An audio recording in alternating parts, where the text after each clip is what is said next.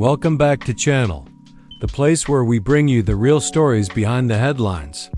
Today, we're remembering a legend, Ozzy Osbourne. The headlines told you he was gone, but what you didn't see were the powerful, heartbreaking, and even surprising moments from his funeral on July 30th, 2025. Let's take you inside Ozzy's farewell and share the details the cameras missed. They came by the thousands black t-shirts, purple scarves, brass instruments tuning in the morning air. On July 30th, 2025, the streets of Birmingham, Ozzy Osbourne's birthplace, held their breath. A city was waking up to say goodbye to one of its own, the man the world knew as the Prince of Darkness. 17 days earlier, Ozzy had sat on a bat-shaped throne at Villa Park, delivering Black Sabbath's final concert, Back to the Beginning. Fans cheered through tears as he sang, his voice steady even as Parkinson's disease had stolen his ability to stand. That show raised £140 million for Cure Parkinson's, Birmingham Children's Hospital, and Acorns Hospice, his last gift to the city that made him.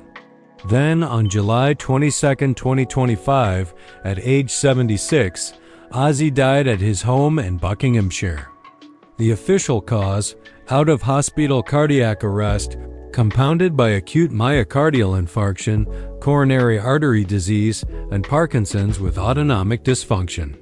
He passed surrounded by family, his wife Sharon, children Jackie, Kelly, Amy, Jessica, Louis, and Elliot, just as they'd wished. His funeral procession wound through Aston, past Villa Park along Broad Street, and stopped at the Black Sabbath Bridge and Bencham Memorial alongside the canal where fans had left thousands of tributes in the days since his death. Thousands lined the sidewalks. Some had camped overnight. Some arrived at the sound of the first sirens. Fans chanted, "Ozzy, Ozzy, Ozzy," in rising waves as the black hearse rolled past. Purple flowers spelled out his name on the coffin. The brass band Boston Brass played a solemn rendition of Iron Man, echoing off stone walls as tears fell from strangers standing shoulder to shoulder in grief and reverence. Sharon Osbourne followed, supported closely by her children. Kelly, wearing purple-tinted round glasses in homage to her father's iconic look, held her mother's hand. Amy, Louis, and Jack, carrying themselves in muted black, walked behind. At the bridge, they paused for nearly 5 minutes reading messages, touching floral tributes, visibly shaken but determined to honor him their way. Sharon was wearing a gold chain with Ozzy's wedding ring, likely from their 2017 vow renewal ceremony, around her neck. A quiet but powerful symbol of enduring love and survival through decades of ups, downs, scandals, and triumphs. Jack and Kelly helped steady her as photographers' flashes snapped. Kelly placed a hand on Sharon's shoulder. Jack pressed a peace sign to the camera before they resumed walking in silence. No speeches were made.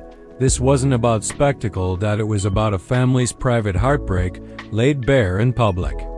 After the procession, a private funeral service took place near the family estate in Buckinghamshire, reportedly followed by burial on the grounds near a lake at Welder's house, his wish. No public cemetery, no fan intrusion, just peace and isolation in the countryside he loved. Many musicians shared memories.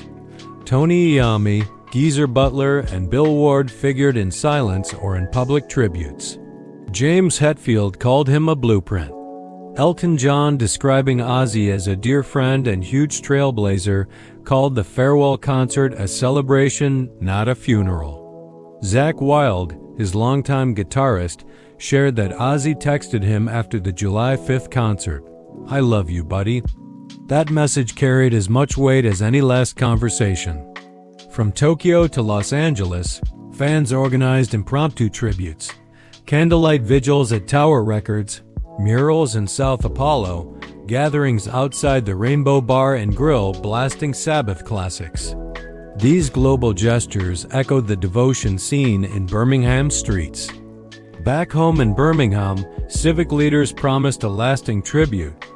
a mural to be installed in Aston near the start of the procession route.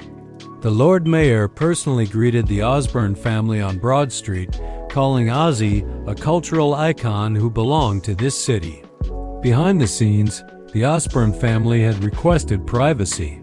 Sharon requested no more interviews, no additional public appearances. A statement said, "We ask everyone to respect our family's privacy at this time." Enough had been said during the procession. This was no rock star pageant. It was a homecoming, a family's goodbye. A city united in mourning and celebration in equal measure. Ozzy's final bow may have been his farewell to the stage, but for fans, musicians, and Birmingham itself, the echo of his music will last forever. He died as he lived, on his own terms. No pretense, no spectacle, just music, loyalty, and the unbroken devotion of millions. When the final notes of Paranoid faded from Villa Park and the last echo died at the bridge, another story began, one of legacy, memory, and the legend of Ozzy Osbourne. If you remember Ozzy, share your favorite song or memory in the comments. Don't forget to subscribe for more real stories behind the legends. And as Ozzy would say, see you on the other side.